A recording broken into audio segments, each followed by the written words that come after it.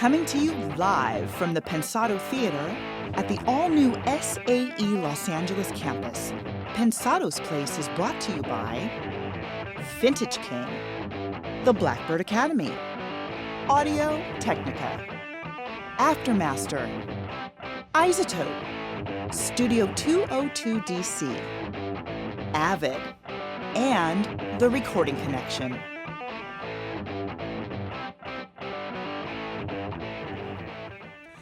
From Wall Street to his hit, Young Lady, You Best Better Have My Currency, right? Mm-hmm. Dave goes one-on-one with our guests, less than 30 days out from the big dance. The Pensado Awards updates coming your way. Fresh out of the oven, a brand new ITL. JD, fire up the engine. You're at the place. It's Pensado's Place. Yay.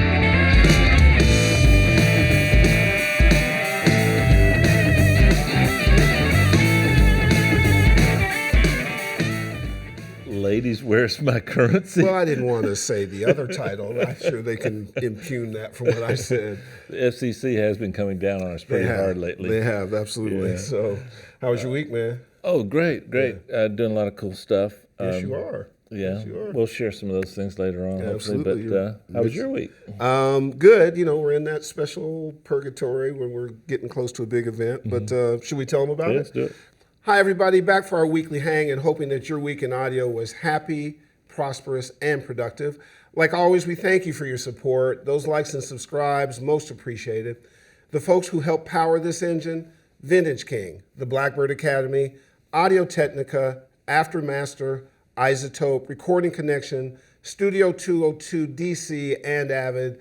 Thanks for all you do for us and all you do for our audience out there. Gang, let's give them support back. That's important. A shout out to an extraordinary time at Conway Studios that Dave and I and Chongor had last week. We gathered to honor the memory of, he's almost famous as one name, as Chubba, right? Yeah. Chubba, an amazing talent. It was an outpouring of industry pros, all professing their intense love for this incredible monster talent who lost his battle with cancer. It's from the Grammys to Al Schmidt to Candace Stewart to Steve Lukather to Nico Bolas. Brand after brand were in the house, all celebrating this incredible ray of light. And also, I would say his extraordinary wife, Lisa Roy, right? Yeah. Words don't exist. She has become our North Star, the model of grace under fire. This is one badass Montreal lady, and as a Montreal boy, that also makes me proud. Dave and I are humbled that she's on our team as a PR person, but I think we're more amazed by just who she is. I mean, she's just an amazing lady, wouldn't you think? Yeah. The tribute was, Buddy turned out Conway in just an amazing way, and Lisa was certainly inspirational just to see the way she handled all that. I've not gone to a memorial where I told her the other day in a staff meeting, I felt better.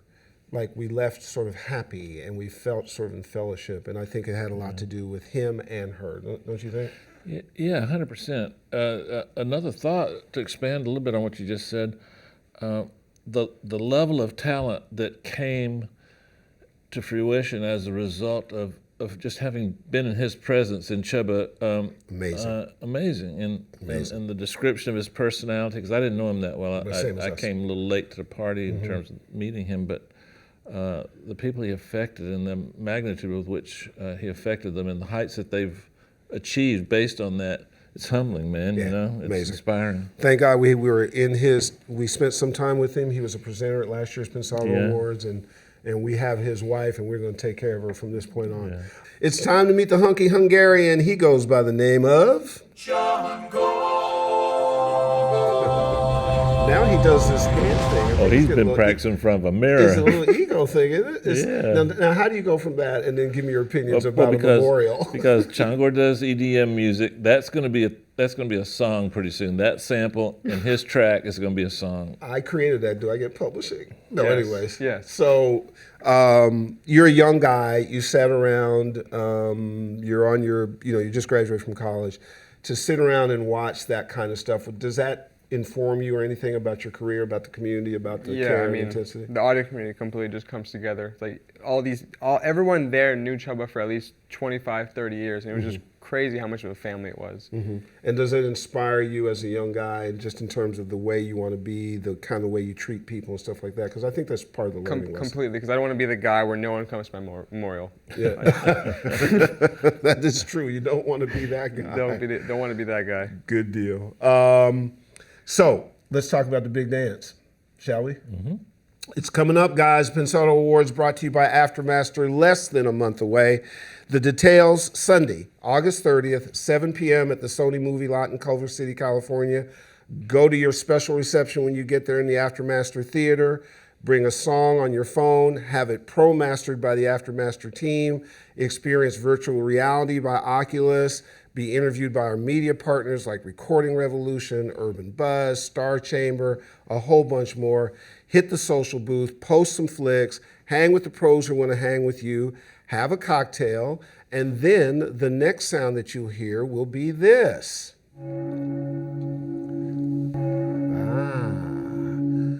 And what does that mean? That means it's time to head to the park in the middle of Sony Movie Studios, and under the stars we'll have the big show. Chris Lord-Alge, host. Sylvia Massey, hostess. Young Guru, host. Legendary DJ Mixmaster Mike on stage. All the giants that you know and love, and a bunch of surprises as well. It is going to be an absolute blast. Once done, we turn around and we head into the lair for the after party with sets from Mixmaster Mike and Young Guru. We'll call it a competition. It's going to be absolutely insane. You know the drill. Put on your rock and roll finery. Ladies, we need you to turn up the heat, class up the place if you would.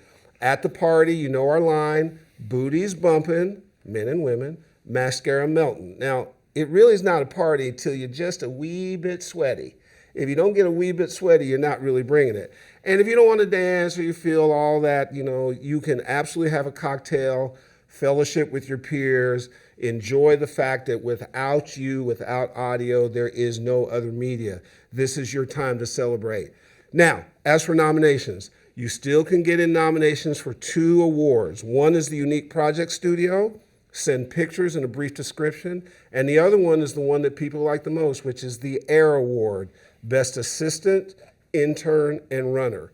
Again, a brief description, send either one of those to info@pensadosplace.tv. You can see that right below me, info@pensadosplace.tv. Get cracking on that, folks. 2 more weeks and we close out.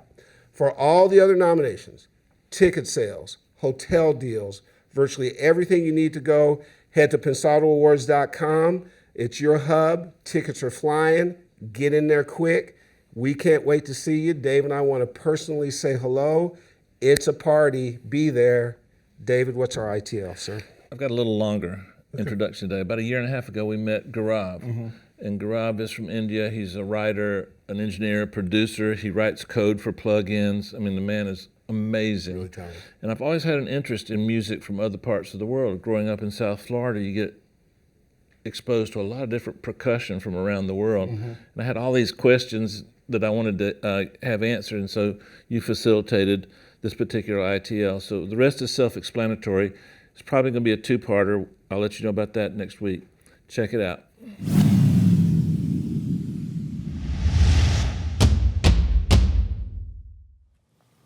Hey guys, I got a special treat for you today. I'm hanging here with my friend Gaurav. We call him G. He's a huge artist in India and also writes software. He's got a plugin coming out. What's the name of the plugin again? It's called the Slam Dog. Slam Dog. And I'm about to check it out, so I'll keep you posted on that. He's brought some tracks. He puts together, nobody outsells you in terms of percussion tracks and loops from India, right? Yeah, I've been fortunate to get our libraries out there, and people have responded well. Yeah, they sell good. I heard a rumor that you've sold like many, many millions of records, right? Well, early in my career when records used to sell, yeah, we did actually for the cool. first project. Yeah.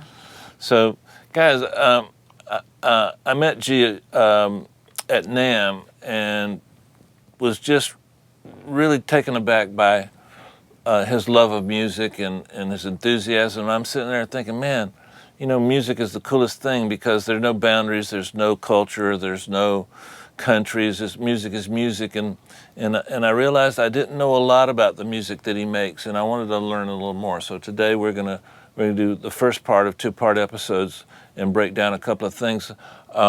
I thought that I had a little bit of skills in this world, but you write code, you make beats,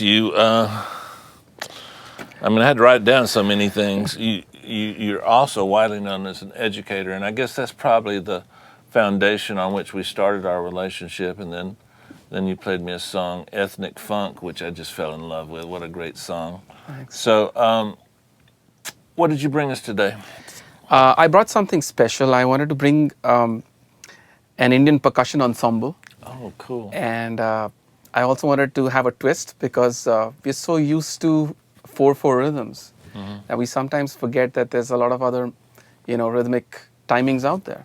Okay. And Indian music specifically, the Indian classical music and the real core of the original Indian music has a lot of time signatures. So I brought something which is in 7/8. Okay. And there is a name for, like most signatures. This one is called a Rupak Tal. Oh. Yeah. So I already forgot it. it's fine. So it's a bar. It's a bar with 4 beats, and then three. a bar of 3, then a Yeah. 4, and then 3. Exactly. Let me ask you something. When I hear music from India, I hear notes that seem to be outside of the regular 12-note scale that we use. What is? Do you have more notes, or are you just how is that? What's going on there? Well, we have a similar tuning like the West, to be honest with you. We do have, intermediate notes or means, as we call them. They're basically meaned. Spell that. MEEND. Oh, okay. Never spelled it in English before. So it's kind of like a slide or intermediate kind of transition to go from one definite pitch to the other. Gotcha. That's pretty cool. Yeah. In some of the music from Spain, we have a little bit of that too. I don't know what they call it. We got a little bit of the Arabic, North African influences in our music. So Right. my ear is a little accustomed to that, but it's very, very cool. And there's so many different regions in India that I'm sure there's different types of music, and every just like America, we've got a million kinds of different musics and beats. But do most people use a 4/4 basic kind of? Is it always a 4/4. I guess probably now in modern music, I think we've all got so accustomed to listening to 4/4 because India is also very influenced by the West now, and also because popular music is, I think it's easier for people to listen to 4/4 without thinking too much. Yet the original classical music and some of the classical based albums, they explore a lot of time signatures. So 4/4 is just Now, when you say classical, Yeah. is that the same as saying our folk music and our ethnic music? Are you saying like European classical, where you've got? Mozart and like Yeah. all that. Yes, similar to that. I mean, Oh, okay. I guess because even our music goes back, centuries and But it's centuries. orchestral in form. In form, yes. Because we have our own family of instruments, instruments which have pitch, and percussion which also has pitch. So it works like that, and works in groups and sections, just like orchestral. And in fact, just like the European original classical music, there's a lot of exploration of scales and timings. Would you say that a difference between the music from India and the music from America, our percussion tends to not have pitch? I mean, everything has pitch, Right. but we don't actually tune our. Percussion. We yeah. tune our, but we're not really tuning it. Right. But you actually do. Oh yeah, we have to, because especially with the tablas and the dholak and dhol, all these instruments, the high-end sound of that always is emitting a very prominent harmonic. You can hear the pitch. Okay. So the minute you hear one part which is out of tune or is not in key, the ear will automatically. Did you bring us one? Yeah, all of this is in key to each other. It's relevant. Can you show us something? Yeah, sure. Let me play you the entire ensemble Okay. playing together. Then I'll talk about the instruments. Okay. So here's a small pattern from this entire.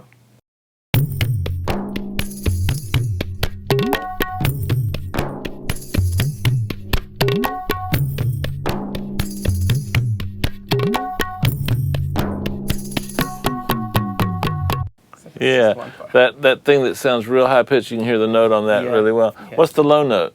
The low note, basically, that sometimes do not tune because all these percussion come with like a larger drum, which has got the low pitch, and usually because that's so low, you can't really make out the pitch.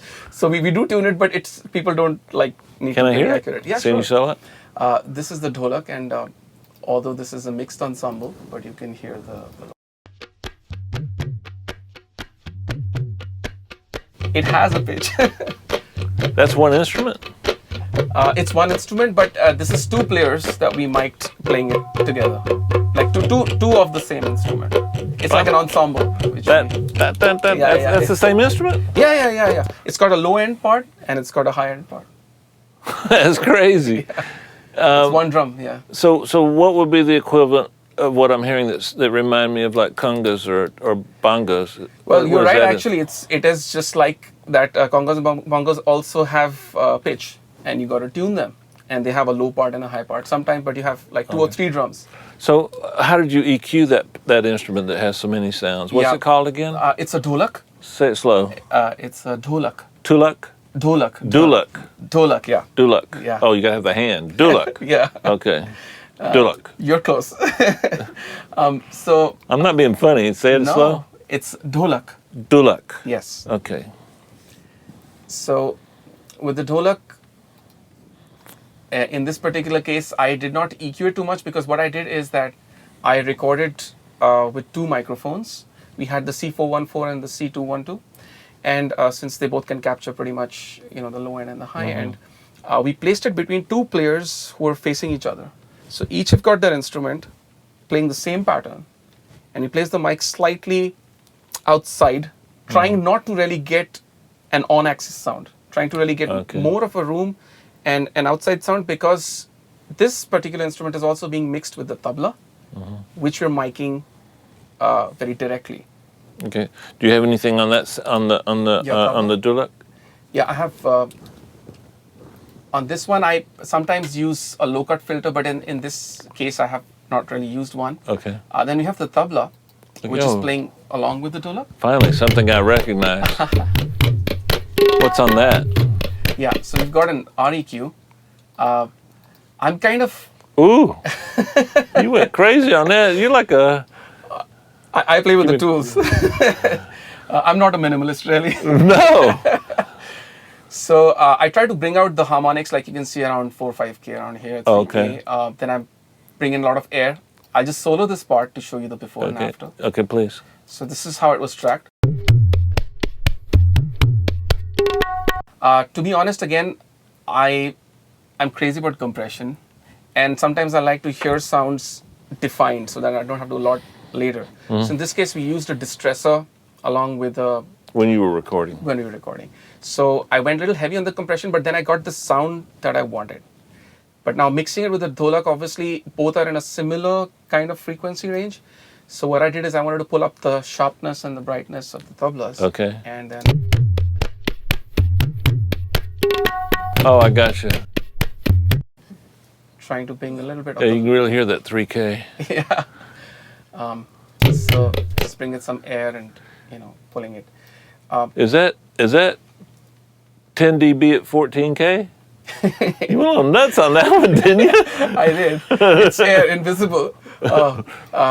It also because, like I said, there's a bit of masking probably that sometimes happens when, maybe not in solo, I would not probably do it, in a solo mode. But when you play all the other instruments together, How many instruments? We're hearing 9 instruments? we've got, we got 1, 2, 3, 4, 5, 6, about 7 playing together. Okay. And then we have different parts at this place. Okay. Play me the part where they're all playing. Yeah, this is the one.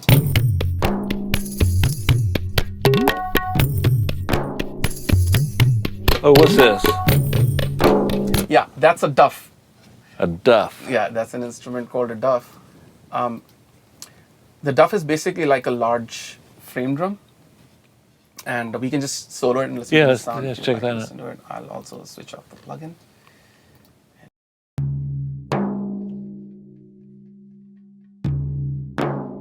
Sounds like a big floor tom It does, actually. with a tight head. Yeah. What have you got on that? Yeah, I had a C4 on that, pretty much because actually all of these instruments have a lot of low end coming through. All of them have that low drum. Okay. So in this case, to make this one fit in, I use the C4 to, kind of multi-band the low Okay. frequencies Let's hear to it. clean it up a bit, so that the rest can breathe. The low end can. Let's hear it without it. Ooh, that's ugly. Yeah. It's got a lot of mud in there. So, would this percussion part that you're playing would this be considered somewhat typical of what form of music? This would be, I think, Indian classical music, more influenced from the northern region of India, because India is diverse, and Indian music is also, even the instruments and the styles and patterns are pretty diverse. And in terms of the equivalent in American music, what would you say this would be most like?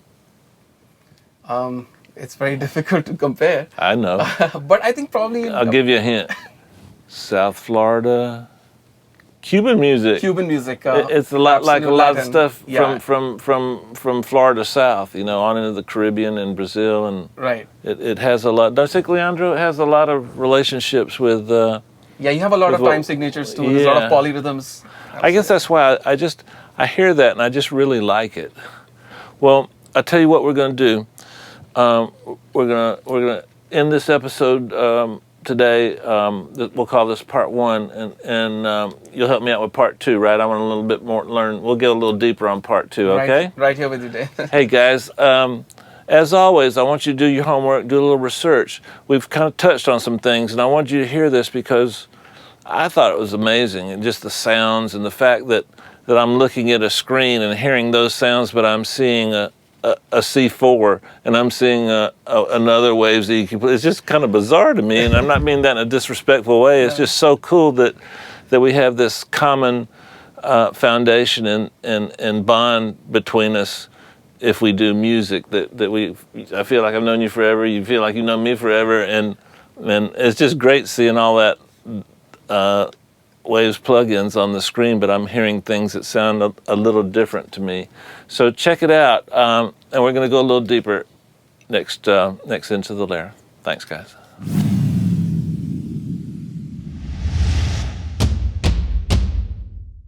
The irony, literally, of this guy who started in Wall Street and now the title of his hit is just amazing to me. This is a special one-on-one. There's a conversation Dave had with this guy a couple weeks ago.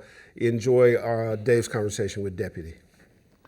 Hey, everybody. We're sitting here with Deputy, my new buddy. Yes. I'm really proud to have him on today's show because his path and his career arc, 0 to 250 in about 2.4 seconds. That's about right. That's like Ferrari speed, Maserati speed, Bugatti. Right. I woke up in my new Bugatti. But it took a long time to build that Bugatti, yeah, for sure. Hey man, thanks for coming and hanging out with us. So, you wake up one morning and you got the #1 record on the planet, Right. Bitch Better Have My Money. How Right. did that come about? Bitch Better Have My Money came about. Well, at first I did the beat in my apartment, right? In the most quiet environment ever. Then ended up meeting B.B. Borelli, who's the writer Wow. on the record. We did a session, which was our first session. When we went in, we just we set out to just do something dope, something that we thought was cool. And the whole process is she went in, freestyled, in some stuff. And we just sat there and just did the record. By the end of the record, we knew that it was a Rihanna record. Wow. Yeah. But you did the track at your house when you worked with BB. Was that at a studio or still? Yeah. We went to the studio. Cool. Yeah, we went to the studio, and she went in the booth, and I if I'm not mistaken, Bitch Better Have My Money was the first thing she said. And then it automatically clicked. I didn't stop her. I just let her, continue to freestyle. And she came out, and I sat down and just kind of arrange the vocals. You know, this would be dope for a pre-hook. You know, this is, you know. That SoundCloud of her kind of doing that song, did that exist before you met her? I don't know. That's a good question. I don't know. When you wrote the track, did you have Rihanna in mind? Did you ever think she would? Because you're managed by Roc Nation. Yeah. You know, Rihanna's managed by them. Right. Was it something that Yeah, when Jay Brown asked you to do, or? No, again, when we went in the studio, we didn't really have any artists in mind, right? It was our first time creating, so you know, it was our first time working with each other. It just so happened that the record, you know, by the end of the session, like we automatically knew, like, yo, that Rihanna is the only person that can execute this record. What made you think that? Because it's so bold, you know, and Rihanna, like, she's so edgy, and there's no boundaries, there's no extent, there's no limit, right? And you know, it's one thing to sing it, but the listener and the audience have to be able to believe it, right? Yeah. So, you know, the artist has to have, you know, that type of you know, personality, you know, and track record to just, you know, execute that record, that type of a record. Would you say that a young cat coming along that admires you and your work, should they try to create with someone in mind, or just try and make the best they can make? It's different because, you know, nowadays you have writing camps that's solely for the artist, right? So, you know, I've been in Rihanna writing camps before where we're writing specifically for Rihanna. Okay. And then there's, you know, sessions where, you know, you go in for and just create, you know. I would just say that, you know, whatever it is or which scenario, just make sure that, you know, that you're creating from, you know, the heart and not, you know, try to like do something that's already been done. I got you. Yeah. Do you have a shorter version of your name I can call you by? Yeah, Depp. Depp. Yep. Yo, Depp. Depp. Yep. Depp. One of the things I thought was really, really, really cool about your career path and your career arc was you took a little side trip over in the real business world. Can you tell us about that? Yeah. So after high school, you know, I was trying to figure out, you know, what to do with my life. And I think I was really trying to, you know, make my parents happy, right? So I went the business route, and I worked at Morgan Stanley in the finance department. That's amazing. Yeah, it is now. What better way to do a Rihanna record than to go be an accountant? I mean, Right.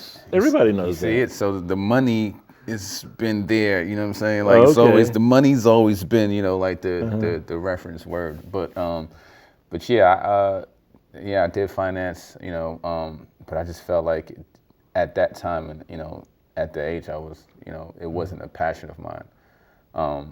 Well, it's not a passion of any accountant. Yeah, but, you know, realizing that, you know, I decided to find, you know, seek what was my passion, right? And music has always been the constant thing in my life that I've like always felt passionate about.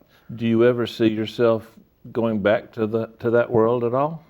Yeah, ironically, it's making a full circle now. I'm in the process of developing a finance company, you know, like a financial advisory company, because I think it's important for you know, writers and producers and entertainers to just understand the importance of finance and, you know, what to do with your money. And that's incredible, man. Yeah, it's crazy. I wish I'd had that 25 years ago. And that's the thing, you know, I feel like, you know, the school system doesn't really, you know, prepare you and teach you how to, you know, have your money work for you instead of you working for your money. You know what I'm saying? There's rich and then there's wealth. Do you have a speaking of which, you mentioned a book that kind of inspired you. Yeah, Rich Dad, Poor Dad. So during my finance days, you know, That sounds so funny. it's crazy. Sorry. Right? Yeah, during my finance days, I started reading Rich Dad, Poor Dad, and what it showed me was that I was like spending all my time making Morgan Stanley, you know, richer, right? Yeah. By just giving my time. when I could just, pursue what I wanted to do, and use that same time and energy into building something that, that would, benefit me.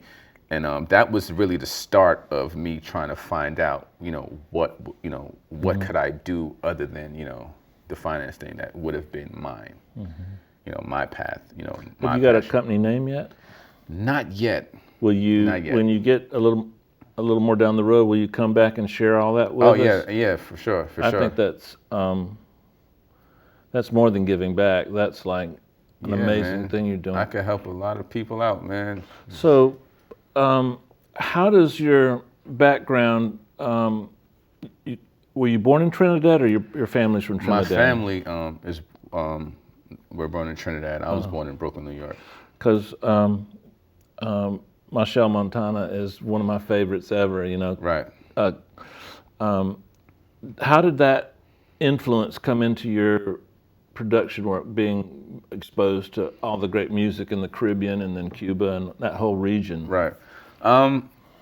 Well, it influenced me because it's really rhythmic, right? And it's based around percussion.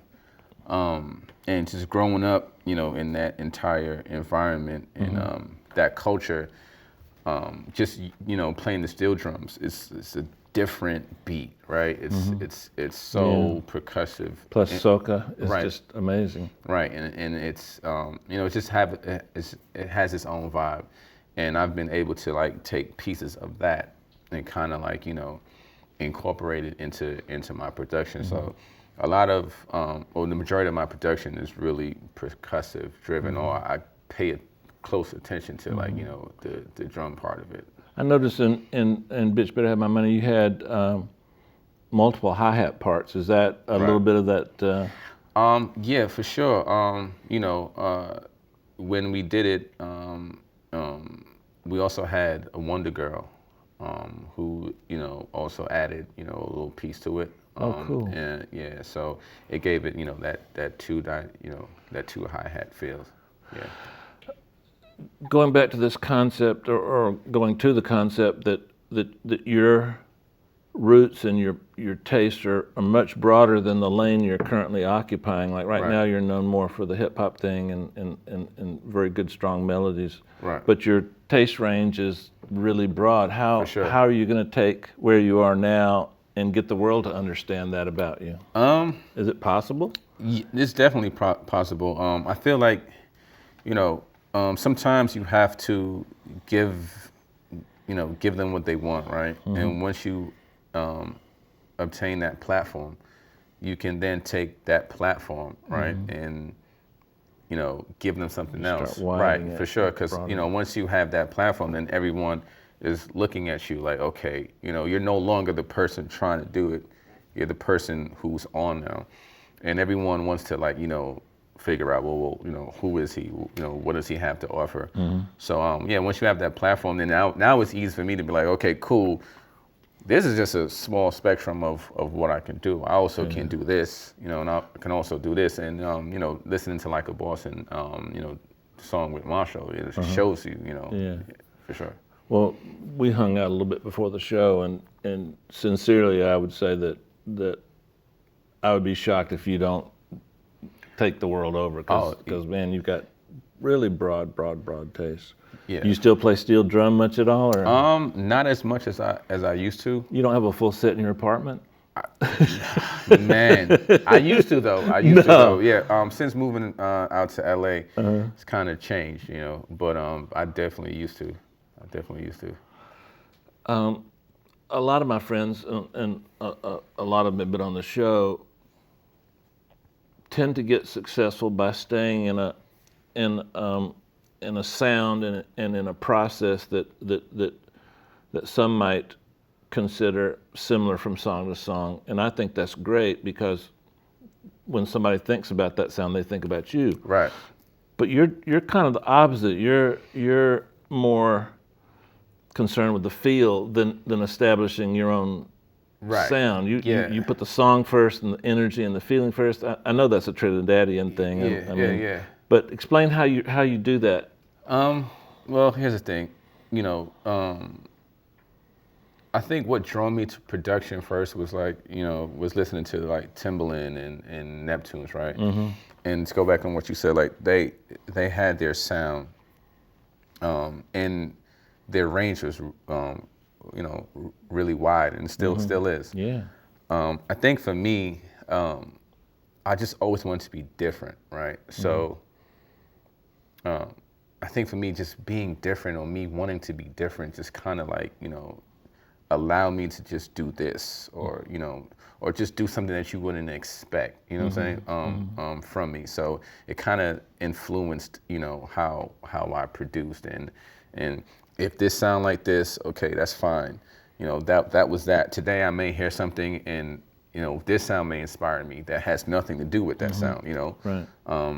So yeah, just being different, man, just kind of like, you know, helped kind of, you know, point me into whatever direction creatively that I wanted to do. How important was the process to your creativity early on? You started out with FL Studio. Right. I like to call it Fruity Loops. Right.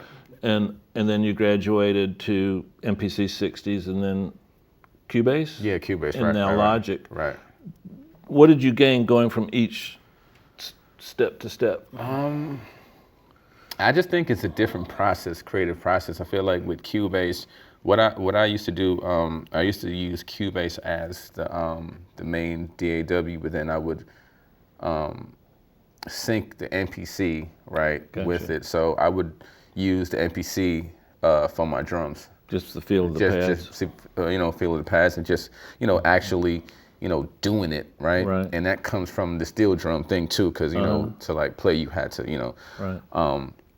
So yeah, so I just think it's like a creative process. So so now, you know, I don't use the MPC anymore. Okay. So so now, you know, the creative process is different. Moving into Logic, and then moving into, you know, to Ableton, to where you can have a small keyboard, which I use, you know, LPK 25 small keyboard, and I just use the keyboard sounds to you know, trigger the drum sounds. In Ableton now, I just drag, you know, the loops of, you know, the drum sound that I created. So I just think the creative process just changed.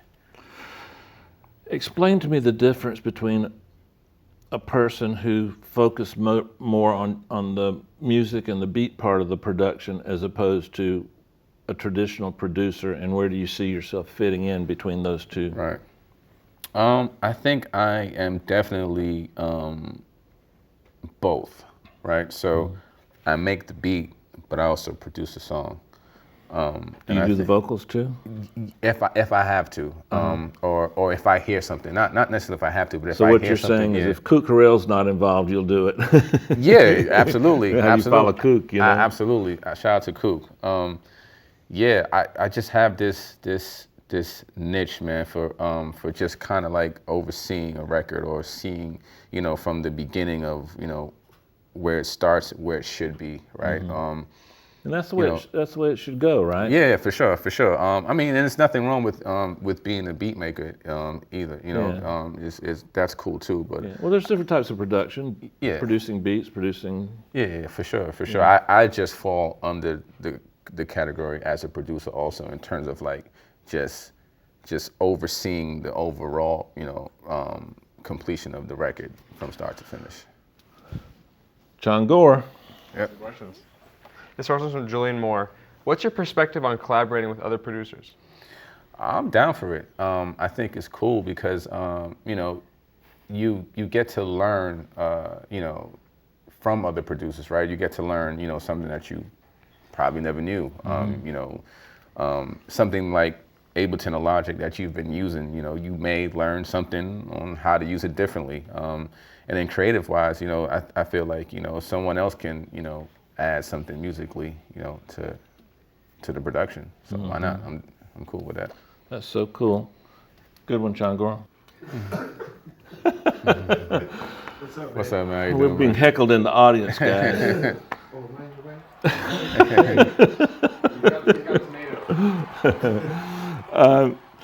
Kick drums. Yeah. Better's box. Okay. Kick drums. The heart. Ooh. Snare. Crack. Reverb. Feel.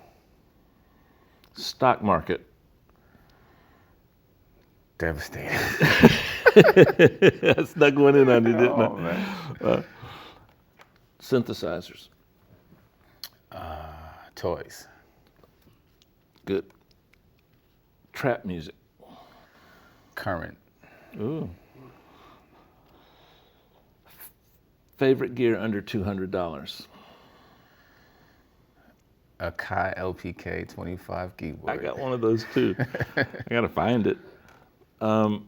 Bass. Soul. Oh my gosh. Herb just walked in. Herb, am I winning or losing? You're losing. Oh gosh. That's supposed to be NAACP. See what he says. Okay. NAACP. Necessary. And by the way, that was from Herb. Right. If your studio caught fire, what one piece of gear besides your hard drives, your girlfriend, your wife, your dog, anything like that, would you take with you and rescue? Is my laptop included in that? Well, Man. give me another one. Okay. Man. I would say the Duet Apogee. Oh, too Yeah. cool. Yeah. Okay. Well, I don't need Herb's blessings. I lost. Did you? Did I win? Yeah. So you get to take Changor home and feed him for a Man. week. Yeah, that was great. Wait, what did I win? That's what I win? Yeah. Come on. You don't You better know have the some power. tips over there, man. You don't know the power of the Changor. I like sushi. Man. Guys, every show there's a little nugget that kind of captures my ear and takes my imagination and makes me think about what could happen. And we had that moment today when Depp said that he was going to take his accounting career and turn that into a business that's going to help other people. Yeah. That's incredible. I say it again, you got to come back and share the name of the company, and when you get a little farther along, share that with us. Sure, it's Because necessary, yeah. That's inspirational and something that I can't. I could use myself sometimes. Yeah, we all need although it. Herb takes good care of me. We Hey all need guys, it. hope you enjoyed it as much as I did, and we'll see you next time.